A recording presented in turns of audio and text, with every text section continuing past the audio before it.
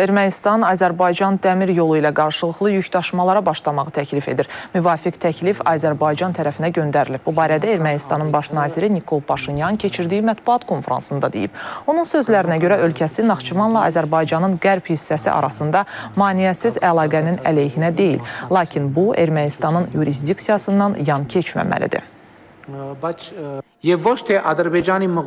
Bu yolla biz təklif edirik ki, Qərbi Azərbaycandan, yəni Azərbaycanın qərb rayonlarından Naxçıvan Muxtar Respublikasına və əks istiqamətdə dəmir yol əlaqəsi olsun. Lakin eyni prinsiplə Yerasıqdan Naxçıvan ərazisi ilə əlaqə yaradılsın. Məğriyə və əks istiqamətə, o cümlədən beynəlxalq ticarət və yük daşımaları üçün Azərbaycan vasitəsilə Ermənistana və Ermənistan vasitəsilə Azərbaycana əlaqə yaransın. Həmin təklifin mühüm nüanslarından biri də odur ki, atmosferi və münasibətlərdəki gərginliyi nəzərə alaraq, indiki mərhələdə biz bir müddət yük daşımalarına başlayacağıq. Sonra atmosfer daha uyğun olan zaman sərnişin daşıması haqqında da düşünəcəyik. İndi düzünü desəm biz Azərbaycandan müsbət cavab gözləyiriksə və danışıqlar zamanı Azərbaycanın mövqeyini bilirəmsə, başa düşmürəm ki, onlar bunu niyə rədd etsinlər.